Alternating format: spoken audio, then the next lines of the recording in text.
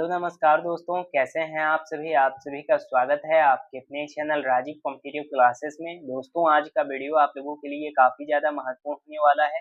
अगर आप लोग यहाँ पे सीटेट एग्जामिनेशन की तैयारी कर रहे हैं या फिर विभिन्न परीक्षाओं के लिए तैयारी कर रहे हैं तो वीडियो काफ़ी ज़्यादा इंपॉर्टेंट है। आज के इस वीडियो में स्पेशली हम लोग हिंदी के लिए टॉप 100 क्वेश्चन देखने वाले हैं। इसमें हम लोग PYQ देखेंगे, CYQ देखेंगे, और अगर सीटेट के लिए स्पेशली आप जनवरी या दिसंबर में एग्जामिनेशन देंगे तो वीडियो काफ़ी ज़्यादा इंपॉर्टेंट है हिंदी सब्जेक्ट्स के लिए। अगर आप लोग यहाँ पे मॉक टेस्ट भी दे सकते हैं, आप अपना तैयारी का देख सकते हैं कि आपका किस प्रकार से तैयारी है, इसलिए वीडियो काफ़ी ज़्यादा इंपॉर्टेंट है। आज के वीडियो में स्पेशली हम लोग 100+ सीटेट का क्वेश्चन कवर करेंगे। वीडियो इंपॉर्टेंट है इसलिए वीडियो को ज़्यादा से ज़्यादा शेयर कीजिएगा, नए हैं चैनल पे सब्सक्राइब कीजिएगा, बेल आइकन को प्रेस कीजिएगा। वीडियो को शुरू करते हैं। हिंदी दिवस किस दिन मनाया जाता है? 11 जून को, 14 सितंबर को, 28 सितंबर को या 10 अक्टूबर को? सबसे पहले इतिहास और संवैधानिक हिंदी को भारत का राजभाषा बनाने का निर्णय जो है ये आप लोगों का 14 सितंबर को लिया गया था। ठीक है, 14 सितंबर को, पूरा डेट भी याद रखिए, 14 सितंबर 1949 को लिया गया था। और इसमें संविधान सभा के देवनागरी लिपि में लिखी गई है। हिंदी को भारत संघ की राजभाषा के रूप में शामिल किया गया है। तो कई सारे ऐसे भी लोग हैं जो सोचते हैं कि जो हिंदी भाषा है ये राष्ट्रीय भाषा है, लेकिन अवधारणा गलत है। हिंदी जो है वो आप लोगों का राजभाषा है। और अगर एग्जामिनेशन में पूछा जाए कि हिंदी दिवस कब मनाया जाता है तो डायरेक्ट उसका आंसर होगा 14 सितंबर 1949। और इसको आप लोगों का प्रथम बार भारत के संघ के रूप में देवनागरी लिपि में लिया गया था। और सबसे इम्पोर्टेंट ये आप लोगों का लिखा गया हिंदी में, भारत का संघ में राजभाषा के रूप में इसको क्या किया गया है, स्वीकार किया गया है, ना कि राष्ट्रीय भाषा के रूप में। किस तिथि को हिंदी को राजभाषा बनाने का निर्णय लिया गया? तो इसका राइट आंसर आप लोगों का क्या हो जाएगा? इसका राइट आंसर आप लोगों का हो जाएगा सी, 14 सितंबर 1949 को। 14 सितंबर 1949 को हिंदी को राजभाषा बनाया गया था। ठीक है, कि लेखक शब्द के अंत में कौन सा प्रत्यय लगा हुआ है? तो सबसे पहला क है, ईक है, आक है या अक है? तो इसका राइट आंसर क्या हो जाएगा? इसमें आप लोगों का लेखक शब्द है। क्या है? लेखक शब्द है। तो इसके आधार पे आप लोगों का क्या होना चाहिए? अक होना चाहिए, अ क अक। अब ये जो है आप लोगों का उत्तर तो इसका डी हो जाएगा अक, लेकिन इसमें आप लोगों का विच्छेद क्या है? विच्छेद आप लोगों का लेख है प्लस अक है। सबसे पहले समझने का प्रयास कीजिए। एक आप लोगों का लेख है और इसके साथ प्लस में आप लोगों का अक है, तब ये बनता है आप लोगों का लेखक। यानी कि इसमें लेख मूल शब्द है और अक जो है ये प्रत्यय है। तो इस आधार पे इसका जो राइट आंसर होगा ये ऑप्शन डी होगा, यानी कि अक जो है इसका राइट आंसर होगा। ठीक है, और उसी आधार पे आप लोगों का दूसरा क्वेश्चन जो पूछा गया है, चौराहा कौन सा समास है? चौराहा कौन सा समास है? तो इसका राइट आंसर बताने का कष्ट कीजिएगा। इसका राइट आंसर क्या हो सकता है? सबसे पहले चौराहा का जो राइट आंसर होगा ये आप लोगों का हो जाएगा डी, यानी द्वितीय समास। अब इसमें सबसे पहले ये इसका राइट आंसर क्यों है? क्योंकि चौराहा का समास जो है ये विग्रह चार राहों का समाहार या समूह होता है। क्योंकि इस शब्द का पद चौ यानी चार या संख्यावाचक विशेष है, इसलिए द्वि समास के अंतर्गत आता है। और आप लोगों को अगर अच्छे तरीके से आप वचन पढ़ लेते हैं या समास पढ़ लेते हैं ना, तो आपका ये क्लियर हो जाएगा। ठीक है, क्योंकि इसमें आप लोगों का विकल्प जो है ये गलत है। अगर बहुव्रीहि समास या अव्यय समास या तत्पुरुष समास बोल दे तो ये गलत है, क्योंकि यहाँ पे चौराहा बोला जा रहा है। चौराहा से क्या प्रतीत होता है? सबसे पहले लॉजिक लगाने का प्रयास कीजिए। लॉजिक लगाने का प्रयास कीजिए अच्छे तरीके से, आप लोगों का जो क्वेश्चन है ये सीटेट में बनेगा। चौराहा, अब यहाँ पे चौराहा है, चौराहा, चौराहा से कुछ सेंस बन रहा है, यानी चार निकल के आ रहा है चौराहा। अब जो चार है ये आप लोगों का क्या है? ये आप लोगों का संख्यावाचक आ जाता है संख्यावाचक समास में। इस कारण से इसको हम द्वैध समास कहते हैं। आई बात समझ में कि कारक के कितने भेद हैं? 7, 8, 9 या 10? इसका राइट आंसर क्या हो जाएगा? कारक जो है इसका आप लोगों का 8 भेद होता है। ठीक है, अब कौन कौन सा होता है? सबसे पहले ये भी याद रखिए, सबसे पहले कर्ता कारक हो जाता है। सबसे पहले कर्ता कारक, दूसरा जो आप लोगों का होता है ये कर्म कारक होता है, दूसरा जो होता है ये कर्म कारक, तीसरा जो होता है ये आप लोगों का करण कारक होता है, बचपन में आप लोगों ने पढ़ा होगा ना, कर्ता से करण को, करण से कर्ता को, इस प्रकार से। चौथा जो है आप लोगों का ये संप्रदान कारक होता है, ठीक है। मैं जो लिखते जा रहा हूँ उसको आप लोग नोट कीजिएगा कम से कम, क्योंकि काफी ज्यादा इंपॉर्टेंट है, कहीं से भी क्वेश्चन आप लोगों का हिंदी में पूछा जा सकता है। पांचवा जो आप लोगों का पूछा जाता है, ये आप लोगों का क्या हो जाता है, ये होता है अपादान कारक, ठीक है। अपादान कारक। आगे जो आप लोगों का कारक हो जाता है, ये होता है संबंध कारक। संबंध कारक। उसके बाद फिर सातवां जो होता है, ये आप लोगों का होता है अधिकरण कारक। अधिकरण कारक। स्पेस का मैं इधर लिख देता हूँ। आठवां जो है ये आप लोगों का है संबोधन कारक। संबोधन कारक, ठीक है। तो टोटल आप लोगों का जो कारक का भेद है ये 8 है, और ये टोटल आप लोगों का कारक का भेद है। कर्ता कारक, कर्म कारक, करण कारक, संप्रदान कारक, अपादान, संबंध कारक, अधिकरण कारक, संबोधन कारक, उसके बाद फिर संप्रदाय कारक, ठीक है। ये सब टोटल आप लोगों का 8 कारक है, टोटल मिला करके समास में, मतलब कारक में स्पेशली। हिंदी भाषा में वचन कितने प्रकार के होते हैं, ये तो बहुत सिंपल है। हिंदी भाषा में वचन कितने प्रकार के होते हैं, बचपन से पढ़ते आ रहे हो कि वचन जो है ये 2 प्रकार का होता है। कौन कौन सा होता है? एक आप लोगों का सिंगुलर होता है, जिसको हम लोग कहते हैं एक वचन, ठीक है। और दूसरा आपका होता है प्लूरल, जिसको हम लोग कहते हैं एक वचन और बहुवचन। अब जो सिंगुलर है यानी कि एक वचन, इसमें एक वस्तु आता है या कोई व्यक्ति को संबोधित किया जाता है, जैसे कि बोल दिया जाए लड़का, कोई लड़का है, ये लड़का, तो लड़का हो गया कोई एक है।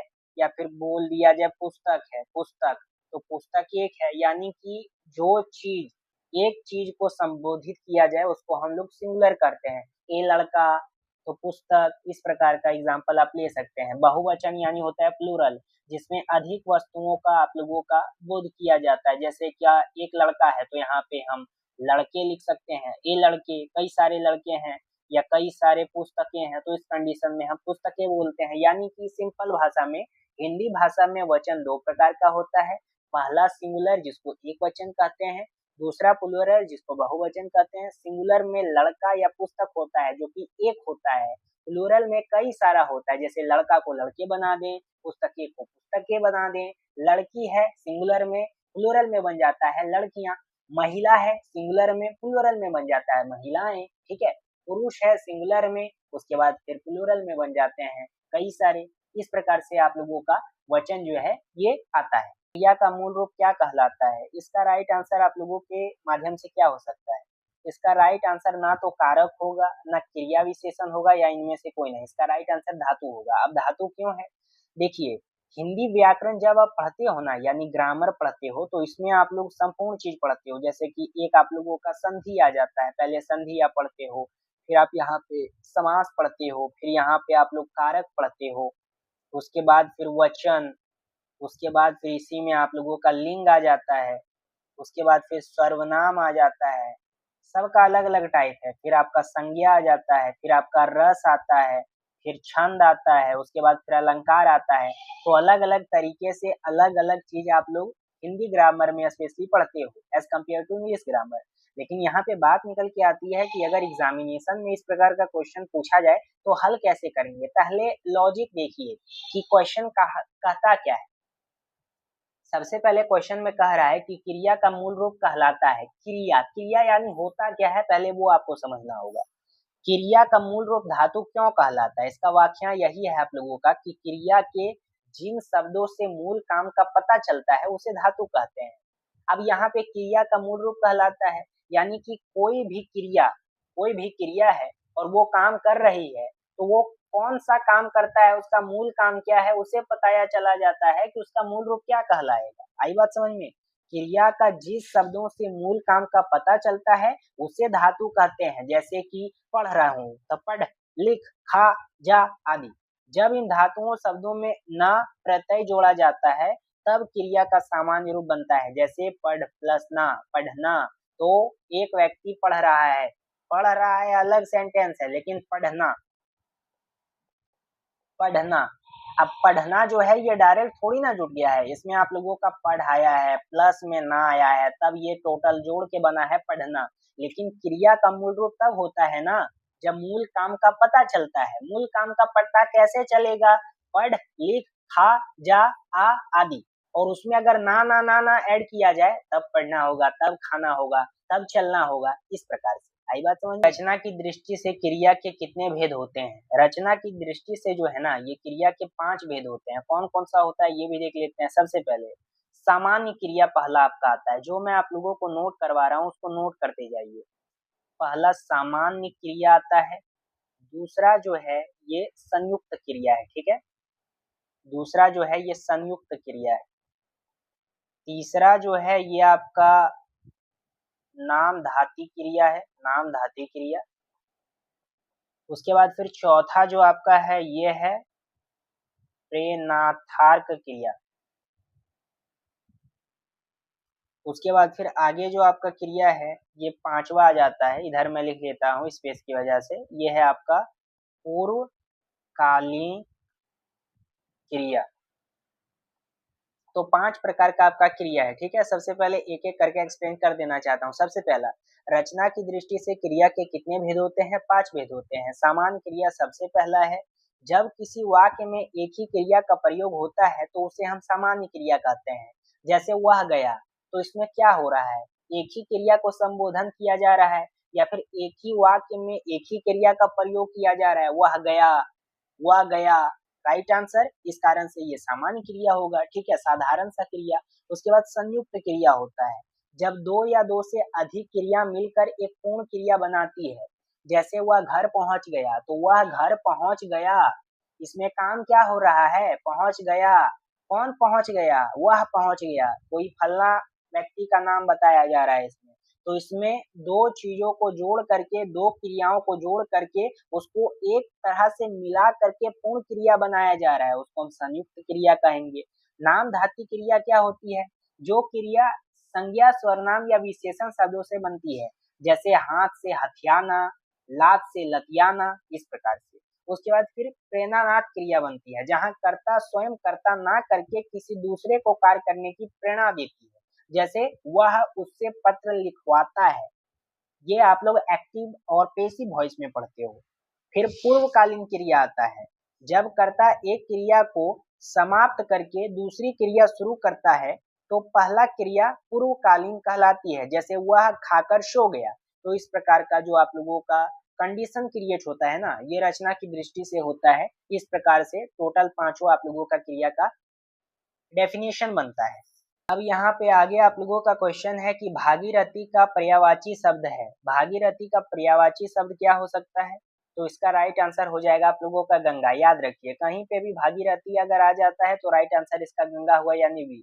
सबसे पहले पौराणिक कथाओं के अनुसार राजा भागीरथी की तपस्या के कारण गंगा का पृथ्वी पर अवतरण हुआ था, इसलिए उन्हें भागीरथी कहा जाता है। सही उत्तर इसका बी होगा। और अगर गंगा के अन्य पर्यायवाची शब्द भी आपको याद करने होंगे, क्योंकि कई बार एग्जामिनेशन में घुरा फिरा के क्वेश्चन पूछा जाता है। इसका भागीरथी एक ही है ना गंगा का पर्यायवाची शब्द। देखो मैं लिख देता हूँ, आप लोग इसको नोट कर लेना, कई सारा इंपॉर्टेंट है। मैं आप लोगों को लिखवा देता हूँ। सबसे पहला आप लोगों का गंगा, गंगा का एक पता चल गया। भागीरथी गंगा का जो है ये पर्यायवाची शब्द है। दूसरा आ जाता है आप लोगों का सुरसिरिता। तीसरा आ जाता है देव नदी। उसके बाद फिर आप लोगों का चौथा आ जाता है जव। पांचवा आ जाता है त्रिपथगा। छठा आ जाता है विष्णु, विष्णुपदी। फिर सातवां आ जाता है देव नदी। और आठवां आ जाता है मंदाकिनी। तो ये टोटल गंगा का 8 जो है ये प्रवाची शब्द है। तो कहीं से भी क्वेश्चन पूछा जाता है। अभी आप लोगों का भागीरथी पूछा, यहीं पे कभी मंदाकिनी पूछ दिया जाए, मंदाकिनी पूछ लिया जाए, या देव नदी से पूछ लिया जाए, तो ये सब आपको याद रखना होगा, दिमाग में फिट कर लेना, क्योंकि कहीं से भी क्वेश्चन पूछा जा सकता है। आप लोगों का किसी प्रकार का क्वेश्चन घुरा फिरा के पूछ लिया जाएगा, तो एक याद करने से काम नहीं चलेगा। गंगा का आठों पर्यायवाची शब्द याद करके जाना। अब आगे आप लोगों का क्वेश्चन है, सिर हथेली पर रखने का अर्थ क्या है? इसका राइट आंसर आपका सी होगा। मरने के लिए तैयार हो जाना। मरने के लिए तैयार हो जाना, सिर हथेली पर रखना मुहावरे का अर्थ है अपने जीवन या प्राणों की परवाह ना करना और किसी भी बलिदान के लिए तत्पर रहना, इसी को कहते हैं सिर हथेली पर रखने का अर्थ।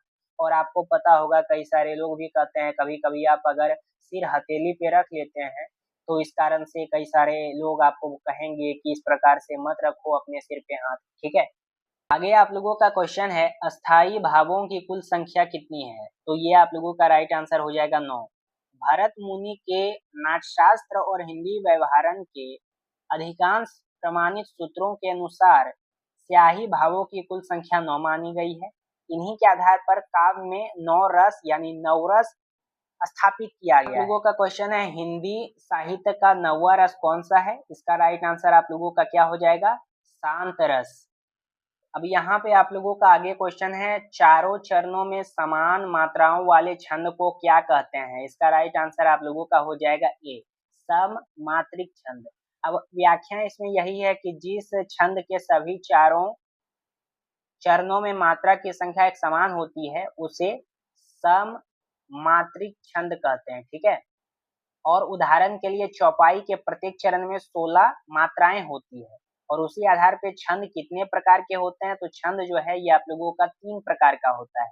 इसमें आप पहला याद कर लीजिए, एक होता है मात्रिक छंद, दूसरा होता है आप लोगों का वर्णिक छंद और तीसरा आपका होता है मुक्त छंद। आगे आप लोगों का क्वेश्चन है एक भारतीय आत्मा किसे कहा जाता है, इसका राइट आंसर आप लोगों का हो जाएगा right answer B, Makhanlal Chaturvedi को। इसका व्याख्या बता देना चाहता हूँ। मक्खनलाल जो हैं उनकी कविताओं में गहरे राष्ट्र प्रेम और देशभक्ति की भावना के कारण एक भारतीय आत्मा के उपनाम से जाना जाता है। उनकी प्रसिद्ध रचना पुष्प की अभिलाषा राष्ट्रवाद का एक उत्कृष्ट उदाहरण है, ठीक है। और प्रकृति के सुकुमार कवि किसे कहते हैं, तो इसका राइट आंसर आप लोगों का होगा Sumitranand Pant, right answer B, ठीक है। आगे यहाँ पे आप लोगों का क्वेश्चन है गागर में सागर भरने का कार्य किस कवि किया है, तो इसका राइट आंसर आप लोगों का हो जाएगा बिहारी। इसमें स्पष्टीकरण यही है कि शीतकालीन के कवि बिहारी लाल ने अपना एकमात्र रचना बिहारी सतसई में छोटे छोटे दोहे के माध्यम से बहुत गहरे और विस्तृत भाव व्यक्त किए हैं, ठीक है। और दूसरा क्वेश्चन है कि पृथ्वीराज रासो किस काल की रचना है, तो इसका राइट आंसर हो जाएगा आदि काल का। स्पष्टीकरण इसका देना चाहता हूँ, जो पृथ्वीराज रासो हैं इनके जो रचयिता हैं ये चंद बराई हैं और इसे हिंदी साहित्य के आदिकाल यानी वीरा गाथा काल का प्रमुख ग्रंथ माना जाता है। उपसर्ग का प्रयोग होता है, अपसर्ग का प्रयोग होता है, इसका राइट आंसर क्या हो जाएगा, इसका राइट आंसर होगा ए, शब्द के आगे। इसमें देखिए उदाहरण के लिए एक हार हम लोग शब्द लेते हैं, हार और प्लस प्र, हार प्र, तो इसमें प्र जो है ये आप लोगों का अपसर्ग है और हार जो है ये आप लोगों का शब्द है। तो ये जब बन जाता है, दोनों को अगर मिला लेते हैं, अगर कोशिश करते हैं नया शब्द बनाने का, तो ये प्रहार होगा, प्रहार, ठीक है। उसी प्रकार से मान लेते हैं, एक आप लोगों का शब्द है मान प्लस अभी, तो ये अभी जो है ये तो आपका अपसर्ग है अभी, और मान जो है ये आप लोगों का क्या है, मान जो है ये आप लोगों का है प्रहार। मान जो है ये आप लोगों का शब्द है और अभी जो है ये आप लोगों का अपसर्ग है। तो ये जब मिलता है तब ये बनता है अभिमान। तो शब्द के पीछे जोड़ने वाले शब्दकांश को प्रत्यय कहते हैं, ठीक है। इसी कारण से हम अपसर्ग कह सकते हैं कि शब्द के आगे। हिंदी के लिए देखिए सबसे पहले इसमें मैंने आप लोगों को PYQ कवर करवा दिया, CYQ कवर करवा दिया, जो PYQ प्रीवियस ईयर क्वेश्चन है वो भी और करंट ईयर क्वेश्चन जो पूछा गया वो भी। अगर आप लोग आगामी जनवरी या दिसंबर वाले में एग्जामिनेशन के लिए अप्लाई करोगे तो काफी ज्यादा इम्पोर्टेंट है आप लोगों का ये क्लास। सीटेट या विभिन्न परीक्षाओं के लिए हिंदी से जो भी क्वेश्चन पूछा जाता है इस लेक्चर में आप लोगों को मिला। आगे आप लोगों का अगर आपने इसमें मॉक टेस्ट को अच्छे तरीके से लगाया तो ये भी कमेंट के माध्यम से बताइएगा कि मेरे से पहले उत्तर देने से पहले आपका उत्तर आया था या फिर नहीं आया था, या फिर 100 क्वेश्चन में आपने कितना क्वेश्चन को बनाया। अब सबसे इम्पोर्टेंट, अगर आप लोग सीटेट एग्जामिनेशन की तैयारी करना चाहते हैं सबसे कम कॉस्ट में, तो ये चैनल आपके लिए मस्त है। सबसे पहले मैं आप लोगों को बता देना चाहता हूँ, आप लोगों को मात्र 199 रुपए में क्लासेस, नोट्स, टेस्ट सीरीज सब कुछ प्रोवाइड किया जाता है। इतना चीप आप लोगों का रखा गया है ताकि हर एक स्टूडेंट इसको अफोर्ड कर पाए। अगर आप लोगों को अच्छे तरीके का नोट्स, हैंड रिटन नोट्स या फिर क्लास टेस्ट सीरीज चाहिए तो आप लोग कांटेक्ट कर सकते हैं। कांटेक्ट आपको किस पे करना है?